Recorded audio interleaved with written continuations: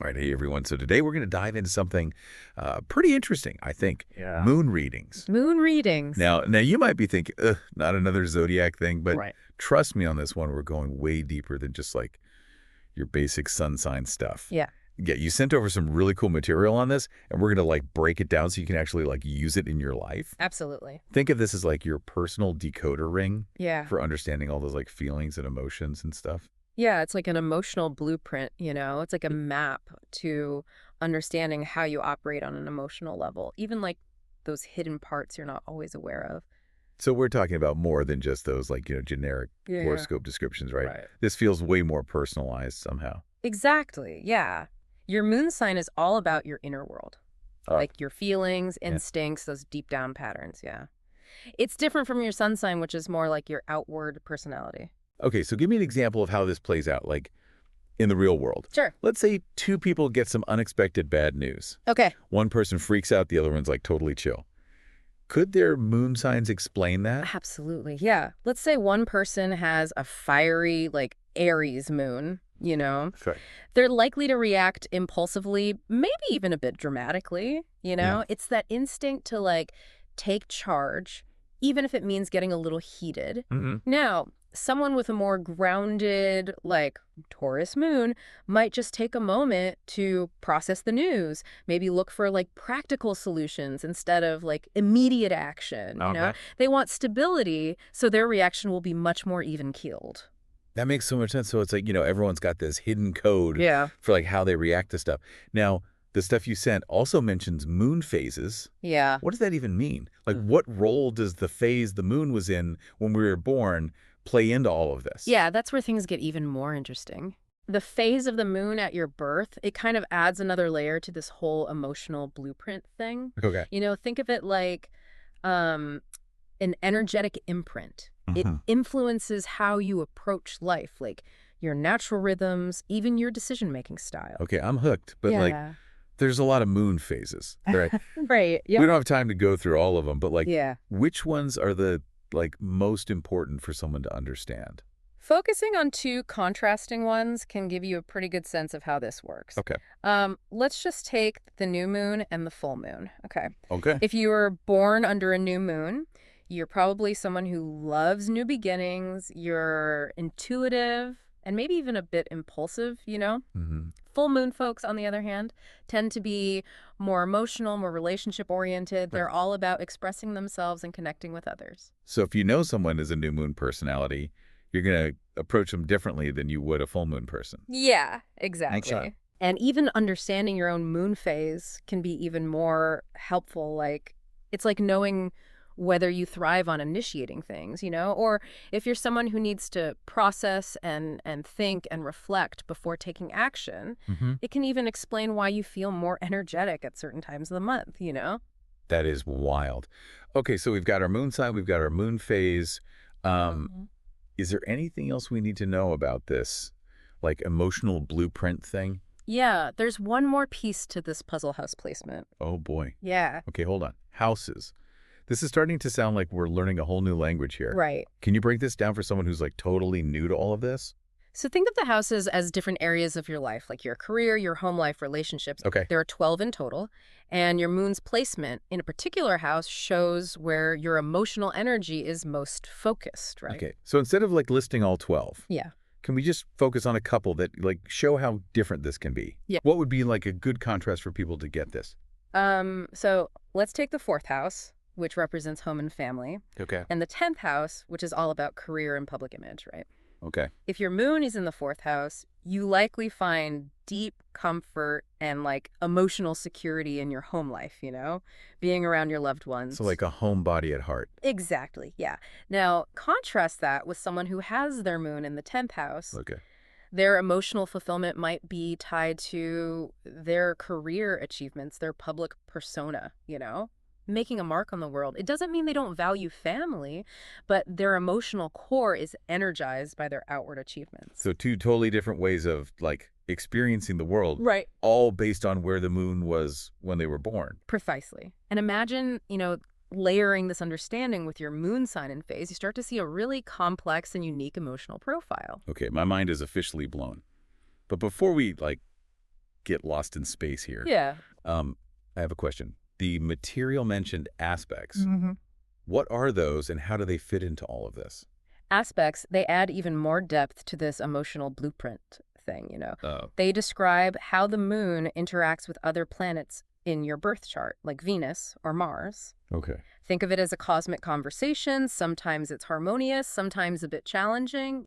So it's not just about the moon doing its own thing. Right. It's about how all these other planets, like, affect it too. Exactly. And depending on those interactions, you might notice certain patterns in your emotional life. Okay. For example, someone with a strong Moon-Venus aspect might be naturally drawn to like creative expression, or they find deep satisfaction in their relationships. So if I'm like the type to fall in love easily, could that be because of like a moon Venus thing in my chart? It's certainly possible. Understanding these aspects can help you make sense of like recurring themes in your emotional life, your relationships, even your like creative Oh, inclinations. so it's like we're putting together this puzzle and each piece, Yeah. like the moon sign, the phase, the house placement, those aspects, all of that, Hmm. it's like revealing a little bit more about like who we are deep down. Absolutely. But how do we actually like UAZ this information, Yeah. like in everyday life? Yeah.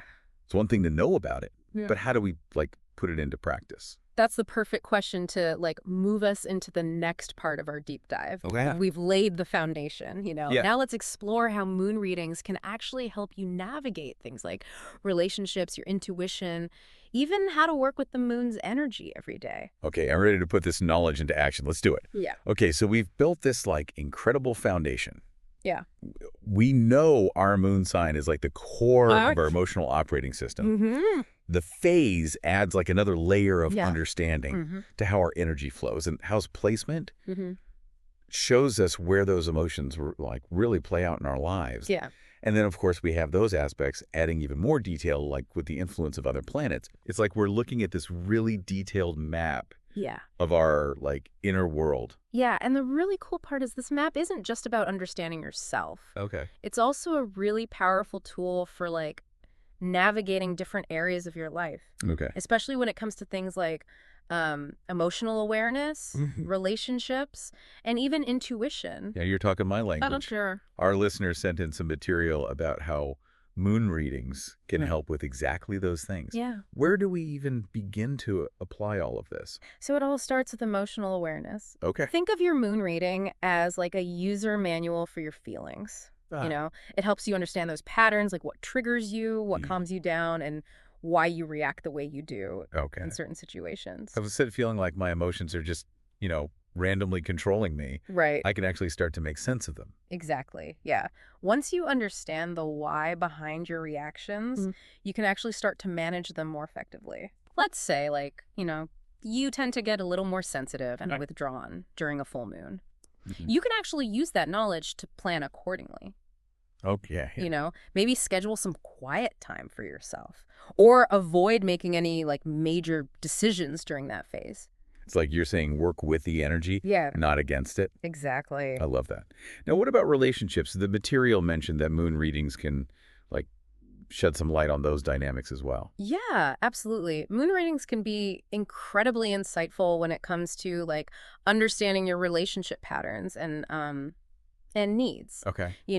By comparing your moon sign and placements with like those of your partner or Yeah. close friends, Right. you can see where you're naturally in sync and where you might need to be more mindful of each other's emotional styles. So it's not about finding someone with the, like, perfect moon sign. Right. It's more about understanding how your different energies interact. Exactly. For example, let's say one person has a moon in Cancer, which is all about nurturing and security. Okay. And their partner has a moon in Aquarius, which is more independent and freedom-loving. Mhm. This doesn't mean they're incompatible, but it does suggest that they might need to work on things like communication and understanding each other's emotional needs. That makes total sense. So instead of getting, like, frustrated when your partner needs space Yeah. or, like, craves more connection, you can start to, like, see it through the lens of their moon sign and be like, oh, okay, I get where they're coming from. Exactly. Yeah. Okay, now I'm really curious about this whole intuition piece. Mm-hmm. How do moon readings tie into that? So the moon is often associated with intuition, right? And that deep subconscious part of ourselves. Mm-hmm. And remember, your moon sign represents like your most primal instincts and feelings. Okay. So by understanding your moon placement and how it interacts with other planets, Mhm. you can start to tune into those like subtle whispers of intuition. So it's like learning to trust that gut feeling, that Yeah. like inner voice that sometimes gets drowned out by, you know, all the noise of everyday life. Precisely. Okay. Moon readings can help you like recognize those patterns in your emotional responses and Wow. actually make decisions that are aligned with like your truest self. Okay. Even when logic might be telling you something different, Mhm. it's about learning to listen to that inner wisdom. Okay, so we've got emotional awareness, Yeah, relationships, and intuition. right. But there was one more thing in the material that I was really interested in. Lunar transits. Mm-hmm. What are those and how do they play into all of this? Lunar transits, they take us beyond just your like birth chart, Okay. and we look at the moon's current movement through the zodiac. Oh, okay. The moon travels through all 12 signs roughly every 28 days, Hmm. and its position like creates different energetic influences. So it's like the moon is constantly sending us different vibes Yeah. depending on where it's at in the zodiac. That's a great way to put it. And by paying attention to these transits, Mhm. you can start to understand how they affect you personally. Okay. You know, you might notice your mood shifts or your energy levels fluctuate, or you find yourself drawn to like certain activities or people more than others. Okay, this sounds super interesting. Yeah, But can you give me like a concrete example of how someone might actually like use this information? sure. Let's say you're planning to have like a difficult conversation with someone, Okay. and you want to make sure you're like communicating clearly and effectively, right? Mm-hmm. If you check the lunar calendar and see that the moon is like transiting through Gemini, Okay. a sign known for like communication skills, Mm-hmm. you might choose to schedule that conversation during that time. Okay. You know, the Gemini energy could give you an extra boost of clarity and help you like articulate your thoughts and feelings more easily. That's amazing. So it's about like working with these lunar energies instead of just like letting them happen to you. Exactly. I'm starting to see how powerful this can be. Yeah, it's about becoming more attuned to like the subtle influences around us and making choices that are aligned with those energies. Okay. It's not about letting the moon dictate your life, but using this knowledge as a tool for greater self-awareness and empowerment, right? Okay, this whole concept of lunar transits is blowing my mind. Yeah. It's like we're tapping into this secret code of the universe. Right. But I had to admit, there's a part of me that's like, is this really real? Yeah. Does the moon actually have that much influence over our lives? Right. I mean, it's just a big rock up there, right? That's a totally valid question, and it's one a lot of people ask. Ultimately, it comes down to personal belief and experience. Okay. But I would encourage you to like approach this with an open mind and a sense of curiosity, you know? Yeah. See if you notice any patterns in your life that seem to like coincide with the moon's movements. Mm-hmm. The beauty of it is that you get to decide how much weight you give to these I insights. like that. It's not about dogma. It's about like Mm-hmm. personal empowerment. Right. It's about, finding what resonates with you and using these tools to enhance your life, not complicate it. Exactly. I guess the big question now is, where do we go from here?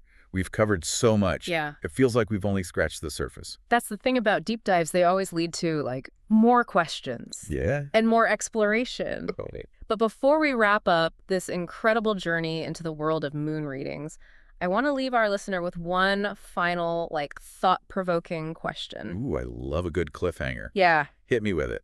Think back to everything we've discussed today and ask yourself this. What if your emotional blueprint wasn't just a random collection of, like, traits, Mm-hmm. but a purposeful design, like a roadmap guiding you towards your greatest potential? Okay, wow. That is a question that I am going to be thinking about for a while. Yeah. It feels like we need a whole other deep dive just to, like, unpack that one. We might just need to do that. Yeah. But for now, let that question simmer. Okay. See what insights it sparks within you. Okay, so that question you asked has been, like, swirling around in my head. Yeah. This idea that our emotional blueprint isn't just random. Right. It's like a personalized roadmap Mm-hmm. leading us somewhere. Yeah. It is a powerful concept, isn't it? What if, like, by understanding our moon sign, our phase, where it's placed in our chart and how it interacts with other planets, what if we're uncovering clues to, like, our soul's purpose? Okay, now I'm getting chills. Yeah. So we're thinking of our moon reading as this roadmap. Where exactly is it leading us? Like, what are the destinations on this journey? That's where it becomes really personal, For some people, it might be about, like, healing old wounds, emotional wounds, Ooh. breaking free from patterns that have been holding them back. Hmm. For others, it could be about finding deeper fulfillment in their relationships, learning to communicate more effectively, or attracting partners who truly get them on an emotional level. Hmm. And for others, it might be about tapping into their creativity, their intuition, like those gifts that are uniquely theirs. So it's not like a one-size-fits-all journey. It's about discovering our own, like, unique path. Exactly. The beauty of moon readings is that they provide a personalized guide. Hmm. It's not about following a set of rules. It's about using these insights to create a life that feels authentic and aligned with your soul's purpose. Okay, I'm totally on board with this idea of a personalized Yeah. roadmap, but it still feels kind of overwhelming? Right. Like, where do we even begin to, like, decipher this math and put these insights into action? One of the most practical and powerful ways is to just start tracking the moon's phases. Okay. As we talked about earlier, the moon cycles through those 8 phases roughly every, 28 days. Yeah. And each phase carries a different energy and symbolism. Hmm. By understanding those shifts and how they impact you, you can start to align your actions and intentions with the natural flow of lunar energy. So it's like syncing up our rhythm with the rhythm of the moon. Exactly. For example, the new moon is often seen as a time for new beginnings, planting seeds of intention. Yeah. So during that phase, you might reflect on your goals, journal about what you want to manifest, maybe even start a new project that you've been putting off. It's like harnessing the energy of that fresh start Yeah, to give your goals an extra push. right. Okay, so new moon for intention setting. Mm-hmm. What about the other phases? Are there like actions that align with them too? Absolutely. So, the waxing moon, that period between the new moon and full moon, that's a time for growth, action, taking those steps to make things happen. Mhm. So, it's a great time to focus on building momentum, making progress on those intentions you set during the new moon. New moon for intention setting, waxing moon for taking action. What about the full moon? So, the full moon is all about culmination and release. Okay. It's a time when things kind of come to a head Hmm. and we can see the results of our efforts. Yeah. So, during a full moon, you might want to focus on celebrating your accomplishments. Yeah. Letting go of what no longer serves you, or just allowing yourself to like feel those emotions fully. So it's like a time for harvesting what we've sown and then Yeah. letting go of what we no longer need. Exactly. And then the waning moon, that time between the full moon and the next new moon, is all about introspection, rest, rejuvenation, right? Okay. It's a time to slow down, turn inward, recharge your batteries. Mm. You might focus on like self-care practices like Okay. journaling, meditation, or just spending time in nature. This is so cool. It's like we have this built-in guide for navigating the different phases of life, internally and externally, Right. but syncing up with the moon's rhythm, Mm-hmm. we're working with the natural flow of energy instead of feeling like we're constantly fighting against it. Exactly. And this is just one way to apply like moon readings. Right. Yeah. There's so many avenues to explore. Yeah. You can like delve deeper into your birth chart, work with those lunar transits we talked about. Mhm. Or even dive into specific areas of lunar astrology that that pique your interest. This has been such an incredible deep dive. Yeah. We've covered so much ground, and I feel like I have a whole new understanding of myself and the power of the moon. That's great. But before we wrap up, I want to Mhm. bring it back to that like really powerful question you asked earlier. Okay. Like, what if our emotional blueprint is actually guiding us toward our greatest potential? Yeah. What advice would you give to our listener who's, now ready to embark on this journey of self-discovery? I would say approach this journey with curiosity, with a sense of wonder and an open heart. Hmm. Don't get bogged down in trying to know everything all at once, Yeah. Trust your intuition, experiment with different practices, and just see what resonates with you. Right. Remember, this is a lifelong exploration. Hmm. The most important thing is to stay open to the possibilities and allow the wisdom of the moon to guide you towards your own, unique path of growth and fulfillment. That is so beautifully said. Like curiosity, wonder, and an open heart. I Yeah. don't know about you, but I'm feeling inspired to go out and like gaze at the moon tonight with a whole new level of appreciation. Me too. The moon is always there, Yeah. a constant source of guidance and wisdom. All we have to do is tap into its magic.